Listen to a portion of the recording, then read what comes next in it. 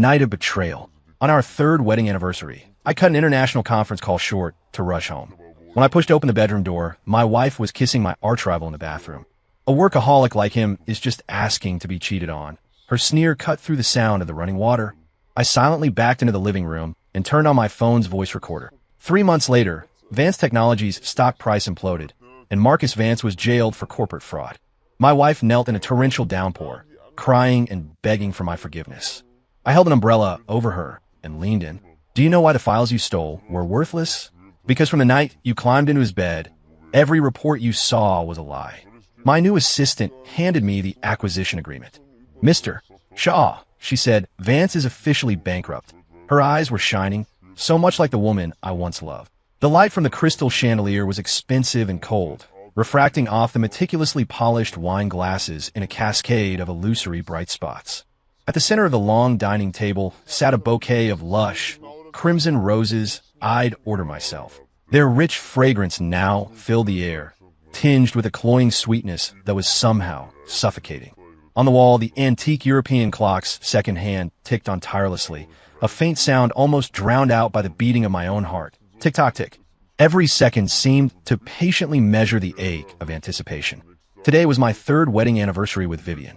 The moment the last long, grueling international video conference ended, I didn't even wait for my assistant's perfunctory. Mr. Shaw, are there any further instructions? I just killed the connection. The screen went black instantly, reflecting my own face, unable to hide the exhaustion and the desperate need to be home. My expensive, Italian bespoke suit was slung carelessly over my arm as I practically sprinted onto the private jet. The roar of the engines thrummed against my eardrums in the sealed cabin. Outside the window was a deep twilight and a roiling sea of clouds. I kept rubbing the platinum wedding band on my ring finger. The cold metal warmed to my touch, and a laser-etched inscription on the inner circle, a vow only we knew, through it all, seemed to burn with a searing heat. By the time Frank, my driver, brought the car to a smooth stop in front of the estate, night had completely fallen. I opened the door and a cool night breeze, laced with the fresh scent of the garden's greenery, washed over me, instantly clearing the lingering stuffiness of the jet cabin. The house was ablaze with light but strangely quiet, with only the faint sounds of the housekeeper preparing dinner drifting from the kitchen. The candlelight dinner was already set up in the living room, flames flickering over the empty seats. Where's Vivian? I asked, handing my jacket to the butler who came to greet me, my eyes scanning the empty room.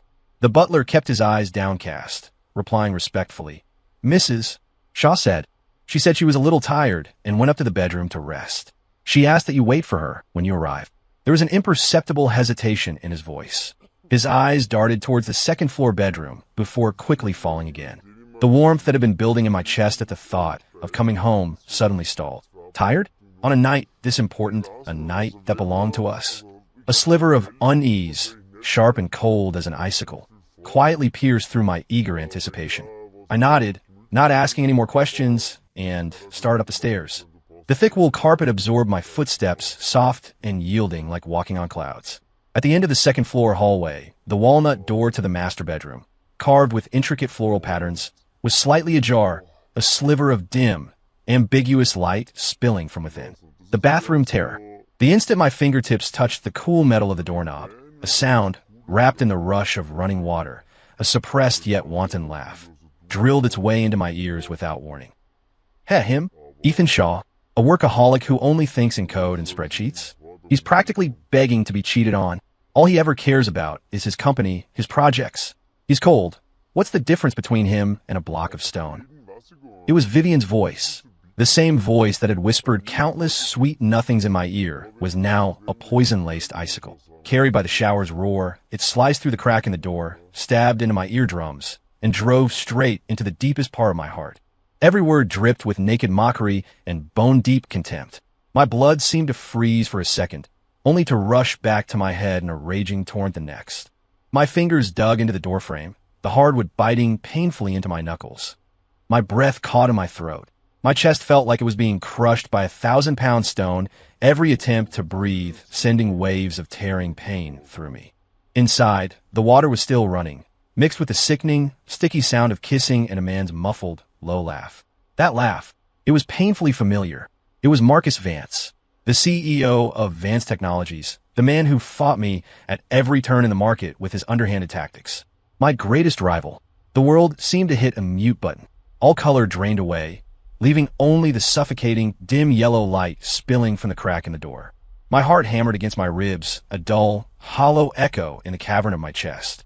A cold, metallic numbness spread from my fingertips through my entire body. There was no explosion of rage, no loss of control. A near-cruel calm, like Arctic ice, instantly encased all the searing pain. I could even feel the muscles in my face stiffen, as if I'd donned a cold, hard mask. My body reacted before my mind could catch up. I took one step back, slowly, carefully, and pushed the door back to its nearly closed position without making a sound. I turned. I walked. Every step was heavy, as if I were treading on a frozen lake covered in thorns, yet perfectly steady, without a single tremor. The recording. Back in the empty, silent living room. The butler had tactfully disappeared. Beyond the massive floor-to-ceiling windows was the deep night and the cold, indifferent neon glow of the distant city. On the dining table, the red roses were still in passionate bloom, the candlelight dancing, illuminating the empty chair opposite mine like a giant. Ironic joke. I sat down on the cold leather armchair. The expensive Italian calfskin was soft to the touch, but couldn't absorb an ounce of the chill radiating from my body. My fingertips were ice cold, trembling slightly, uncontrollably. I took a slow, deep breath, trying to force down the blunt pain that threatened to tear my chest apart. The scent of roses in the air was now overpowering, acrid. Then I took out my phone. The screen lit up in the dim light. Unlock. Find the voice recorder app icon. My finger hovered for a fraction of a second. Then, without hesitation, I pressed it. A tiny, blinking red dot appeared on the screen, like a single coagulated drop of blood. The faint, sickening sounds of water and flirtatious laughter from upstairs were faithfully captured by the phone's microphone, transformed into the dancing audio waves on the screen. I watched them, my gaze as still and placid as a frozen lake. Time passed, minute by minute, each second stretching into an eternity. The recording timer ticked upward on the screen, coldly documenting every frame of this betrayal. I don't know how long it was. Maybe just a few minutes, maybe a lifetime. The sound of running water from upstairs finally stopped. Then came the rustling of footsteps and Marcus Vance's voice, deliberately lowered but still clear, laced with smug satisfaction. Don't worry, baby. This time, with the data for Project Starshield, he's finished. When his precious company goes under tomorrow, we'll see how he can keep up that act in front of you. From now on, you're with me. Project Starshield, the core security project I had poured countless hours into, set to launch at dawn tomorrow. So that was it. A complete, meticulously planned betrayal. The blood in my veins felt like it had turned to ice. Every beat of my heart was the scraping of sharp icicles. The wedding band was still tied on my finger. The vow, through it all, was now a red-hot brand, searing my very soul. Footsteps approached the bedroom door. Someone was about to come out. I stabbed the stop button on the recorder. The red dot vanished. Almost simultaneously, I stood up, my movements swift and fluid, and walked toward the front door of the house. As my fingers closed around the cold brass handle, the bedroom door upstairs clicked open. I didn't look back. The break in the storm. I pulled the main door open. The damp, cold night air rushed in, carrying the scent of rain. The frigid air stabbed into my lungs, bringing with it a self-punishing clarity. Ethan? You. When did you get back? Vivian's voice came from behind me, laced with a sudden panic and a poorly faked surprise and weakness. Her footsteps stopped at the top of the stairs. She didn't follow me down immediately. I paused, standing in the threshold between the light of the entryway and the darkness outside. My back was to her. My voice was as calm as still water, betraying no emotion, only a bone-deep weariness and cold. Just got back. I just remembered there's an emergency meeting at the office. Every word felt like it had been pulled from a freezer. Oh, this late? Her voice was full of probing suspicion and guilt. Yes, it's important. I gave her no chance to question me further, no chance to even see the look on my face. I pulled the door open and stepped out without hesitation into the deep night and the damp, cold air. Icy raindrops, carried by the wind, instantly soaked the hair on my forehead and the shoulders of my expensive suit. The warm lights of the house, the meticulously set dinner table, and the place I had once called home were all sealed away as the heavy door clicked shut behind me. The engine started, headlights cutting through the rain-soaked darkness. In the rearview mirror, the brightly lit mansion grew smaller and smaller, finally vanishing around a corner in the rainy night, like a colorful soap bubble that had been ruthlessly popped. My phone lay silently on the passenger seat, its screen dark, but sealed within it was the evidence that could destroy everything. The steering wheel was cold and hard in my death grip, my knuckles white from the pressure. The wipers swept monotonously across the windshield, clearing a world that was simultaneously sharp and blurred. The tearing pain in my chest, catalyzed by a cold rage, was slowly settling, hardening, and finally solidifying into a resolve that was unbreakable, a fire that could burn everything to the ground. Marcus Vance, Vivian Shaw, you didn't just destroy my marriage. The prelude to reckoning. You ignited the last embers of my mercy. And now, it's time for a reckoning. Mr. Shaw, here's the latest summary of capital flows. Vance Technologies is on the verge of collapse. Claire Jensen's voice, calm and well-trained, echoed in the large, quiet office. She placed a thin, neatly printed report on my mahogany desk, her fingertips brushing the edge of the paper with crisp efficiency. I grunted in acknowledgement, my gaze shifting from the 3 massive monitors arrayed before me. The screens were a blur of flickering real-time stock charts, complex fund flow diagrams, and carefully doctored core data reports for Project Starshield, designed to lure the enemy in deep. One window was silently playing security footage, Vance Technologies headquarters, lights blazing, with the faint silhouettes of people rushing about inside, a portrait of panic before the fall. I picked up the report, my eyes quickly scanning the precise figures. The last 3 months had been like operating a sophisticated and ruthless machine at high speed. On the surface, the smokescreen that Project Starshield had been indefinitely shelved due to leaked core data and technical bottlenecks was convincing enough. It had drawn jeers from the industry and successfully convinced Vance Technologies and its associated capital that the intelligence they'd stolen was priceless, leading them to frantically double down on their investment. Underneath it all, through dozens of offshore accounts and complex derivative operations, a massive river of capital had, like a cold viper, silently coiled itself around Marcus Vance's ship, a vessel that looked glamorous on the surface but was, in reality, riddled with holes. Any new moves from Vance? My voice was devoid of emotion as my eyes returned to the screen showing the green line of Vance Technologies' stock price in a catastrophic freefall. He called an emergency closed-door meeting this afternoon. Claire said, her tone steady, her eyes sharp. He tried to win over a few wavering board members and mortgaged the last of his personal real estate and stock to try and pry another bridge loan for Goldman Sachs. The interest rates are said to be astronomical. Also, she paused, lowering her voice a fraction. Ms. Shaw, she went to Vance Technologies this afternoon. She was there for about an hour. Vivian? My fingertip tapped lightly on the cold mouse. For the past 3 months, she had been like a frightened rabbit, hopping futilely across the ruins of our shattered trust. At first, it was cautious, probing phone calls, a tearful, "Ethan, have you been busy lately?" Then came the carefully orchestrated chance encounters at restaurants I frequented, her eyes filled with feigned vulnerability and unspoken grievances. I dealt with it all with cold professionalism, offering a polite nod as if to a trivial business acquaintance. All my emotions had been frozen solid on that rainy night, leaving only a programmed detachment. Her performances shattered against my wall of indifference, time and again, until the panic in her eyes could no longer be concealed. Understood. My voice was flat, as if I'd just heard an irrelevant name. Keep watching them. Get word to our man at Goldman. Whatever money Vance wants, give it to him. Let him jump a little higher. Right away, Claire nodded, without a single wasted word. I had promoted her myself. She was smart, efficient, loyal, a sharp blade kept in its sheath. In her clear eyes, there was only the absolute execution of orders and a quiet understanding of the storm that was about to break. The fall. The office door closed softly, shutting out the faint sound of keyboards from the open-plan workspace outside. The vast room was silent except for the low hum of the server racks. I leaned back in my large executive chair, my gaze falling to my ring finger. The platinum wedding band reflected the overhead lights with a hard, cold glint. 3 months. It was still stubbornly there like a scar that wouldn't heal, or more accurately, a silent warning. My fingers slowly traced the cold inscription on the inside. Through it all, a once searing vow that had been etched into my soul was now nothing but a bitter irony. Every touch was a reminder. The price of mercy is to have your bones trampled by the one you trusted. Once the machine of vengeance is started, it does not stop. Marcus Vance and Vivian Shaw, are you ready? Outside, the city lights were coming on, neon signs flickering, outlining a skyline that was cold and magnificent.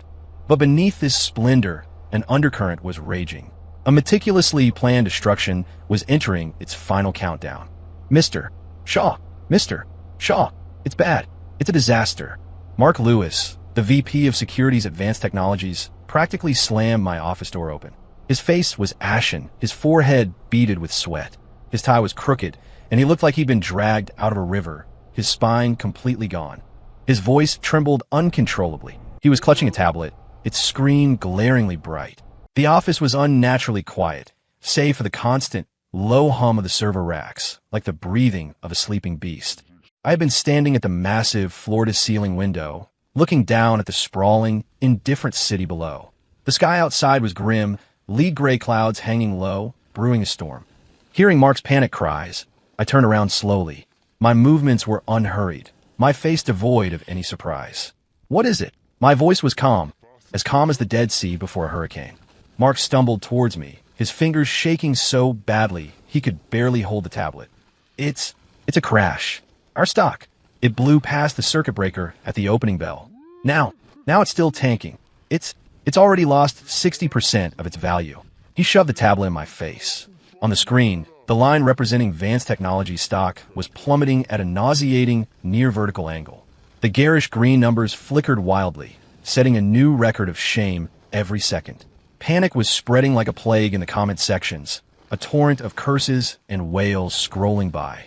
Past the circuit breaker, I raised an eyebrow, my tone laced with just the right amount of shock, as if I'd just heard the news. How could that happen? At yesterday's close, it was still. Mr. Shaw, that's not all. Mark was on the verge of tears, his voice a desperate sob. The SEC is here. They're downstairs.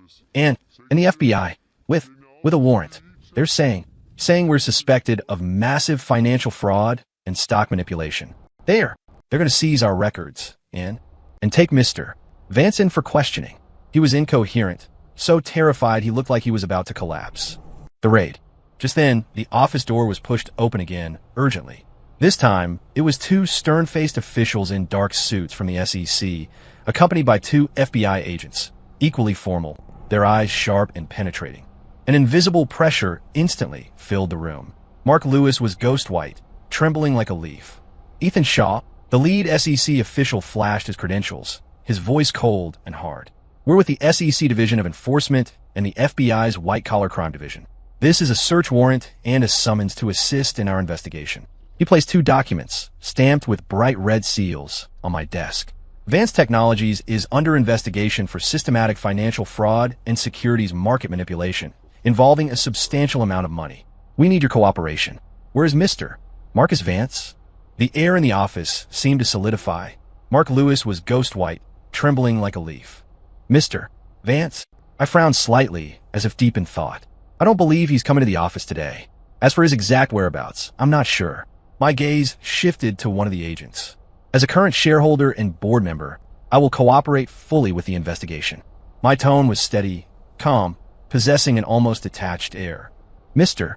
Shaw, you have to do something. Mark scrambled forward like he was grabbing his last lifeline, seizing my arm, tears and snot streaming down his face. Mr. Vance, he can't. Something can't happen to him. The company can't go under. The collapse. I gently brushed his hand away. The gesture was light, but held an undeniable coldness. My gaze went past his desperate face, out the window to the sky, which was growing darker by the minute.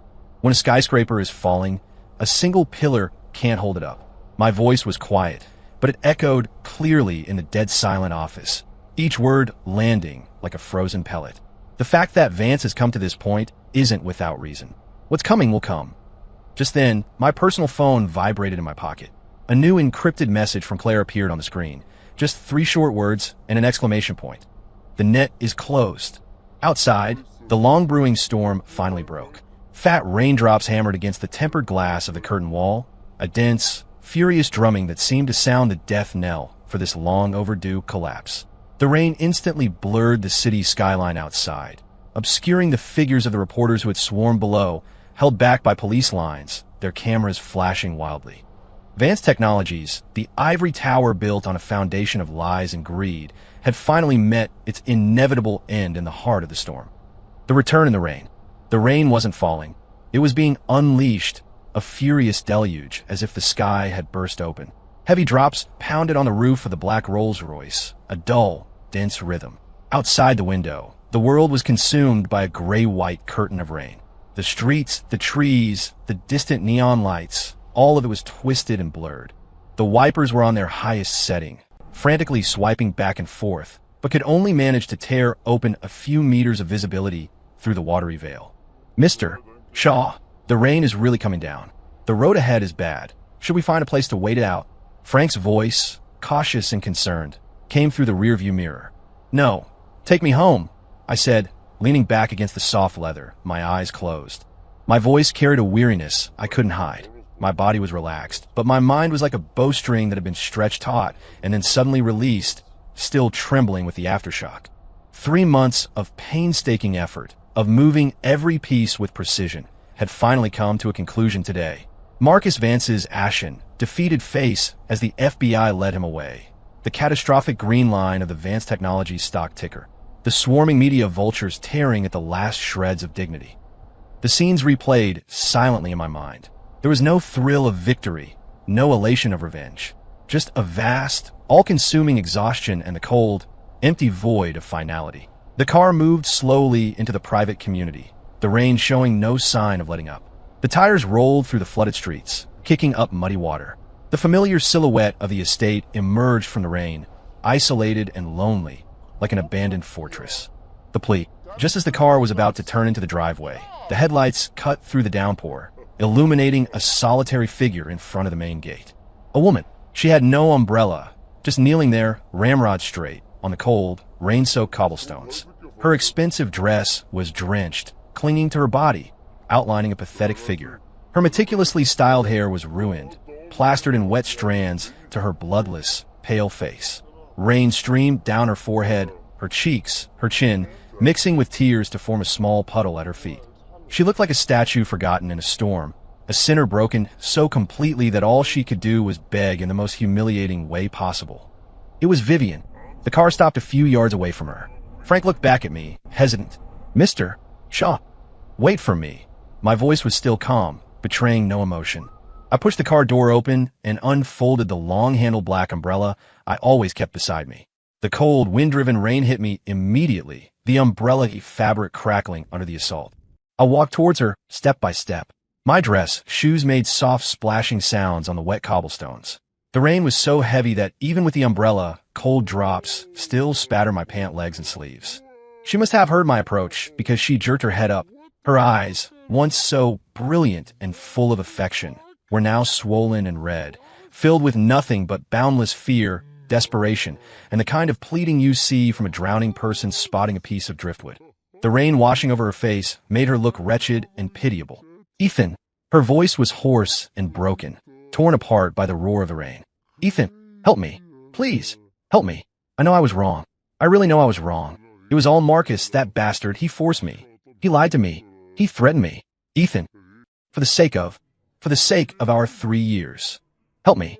I can't go to jail. I'll die. I swear I'll die in there. The truth. She cried out incoherently, her body trembling violently from cold and fear. She tried to crawl towards me on her knees, the cold water and rough stones scraping her skin, but she didn't seem to notice. She just stared at me with those bloodshot eyes, as if I were her only salvation. I stood before her, holding the umbrella, a few feet away. Rainwater streamed down the ribs of the umbrella, splashing at my feet. I looked down at her, at this woman who was once my wife, who had once vowed to stand by me through it all, now groveling like a stray dog in the mud, wailing for mercy. The drenched dress she was wearing was a birthday gift I had given her last year. I felt nothing. No anger, no pity, not even disgust. Just a desolate, frozen tundra. Her tears, her pleas, her excuses. It was all happening in another world, separated from me by a thick, impenetrable wall of ice. She was still crying out, her voice shrill. Ethan, say something. Forgive me just this once. Just once. I'll never do it again. Can we start over? Please? We can leave this place. Go somewhere no one knows us. I'll do anything you say. Ethan, I'm begging you. The unspoken end. Her voice was drowned out by a fiercer gust of wind and rain. I leaned down slightly. The shadow of the umbrella fell over her, shielding her face from some of the downpour. My gaze fell calmly on her eyes, now filled with despair. My voice was quiet, but it cut through the violent roar of the storm like a cold scalpel, precisely dissecting her last sliver of hope. Do you know why that core star shield file you stole from Marcus Vance's safe was completely worthless? Her wailing stopped dead, as if an invisible hand had clamped around her throat, all her pleas caught in her windpipe. Her eyes widened, pupils constricting in utter shock and the dawning horror of realization. Her body froze, even the trembling forgotten. The rain washed over her instantly bloodless face, which was now as white as a crumpled piece of paper. Time seemed to freeze. There was only the sound of the relentless rain, an eternal lament, enveloping the two of them, the former husband and wife. Under the umbrella, I watched the faint light in her eyes extinguish completely, leaving behind nothing but the boundless, dead-ash horror of being utterly exposed. Her lips trembled, but she couldn't form another sound. The light of the garage. The answer was obvious. I straightened up and took one last look at the woman kneeling in the mud. Her world had collapsed, and all of it had been sealed from the moment she chose betrayal. Without another pause, I turned and walked, umbrella in hand, step by step towards the warm, bright light of the garage entrance. Behind me, there was only the merciless scouring of the storm and the broken, tuneless whimpers of a woman consumed by despair. Cold raindrops dripped from the edge of my umbrella, hitting the equally cold ground. Every step felt like walking on the ruins of my past. Heavy, but with a strange lightness of a burden finally cast off. Stepping into the garage, the dry, warm air instantly enveloped me. The heavy automatic door slowly lowered behind me, completely shutting out the world of torrential rain and desperate cries. Her heart-wrenching sobs, along with the cold rain, were sealed outside. "Mr. Shaw," a clear, familiar voice spoke up, its tone perfectly steady, with a hint of concern that was almost imperceptible. I looked up. Claire Jensen was standing in the doorway that led from the garage into the house. She had changed out of her crisp business suit from earlier and was now wearing a soft, simple, cream-colored cashmere sweater. In her hands, she held a file and a clear, waterproof document protector. The warm yellow light of the garage overhead fell on her, outlining her silhouette. Her cheeks were faintly flushed from the temperature difference, and a few strands of hair, dampened by the humid air from outside, clung softly to her smooth forehead. Her eyes, always so clear and focused, were looking at me now, as clean and bright as a sky washed clear by rain, carrying a warm and resolute strength. A new dawn. "Claire," I was surprised. I stopped, leaning the still-dripping umbrella against the wall. "What are you doing here? The weather is terrible." I was worried I'd get held up on the road. "The final confirmation documents for the Vance bankruptcy liquidation need your signature tonight, so they can be formally submitted to the court and the creditors committee first thing in the morning." Her words were clear and professional, her movements efficient as she handed the file to me, without a trace of unnecessary emotion. I just finished with the last details and thought it would be safer to bring it over myself. "I just got here and saw your car pulling in." Her eyes flickered over the rain-dampened patch on my shoulder before returning to my face, a silent question in them. I took the file, which was still warm from her hand.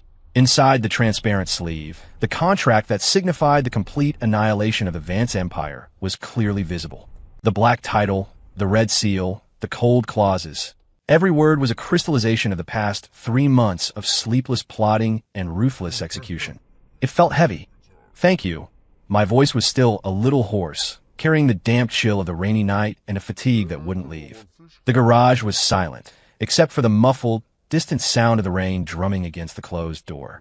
Claire shook her head slightly, the corners of her lips turning up in a small, but genuine, smile. "Of course, Mr. Shaw. The most critical steps are done. I'll handle all the procedural matters from here on out to make sure everything goes off without a hitch."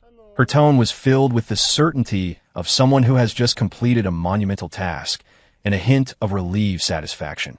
She didn't ask what had happened outside. She showed no curiosity or undue sympathy for the figure kneeling in the storm.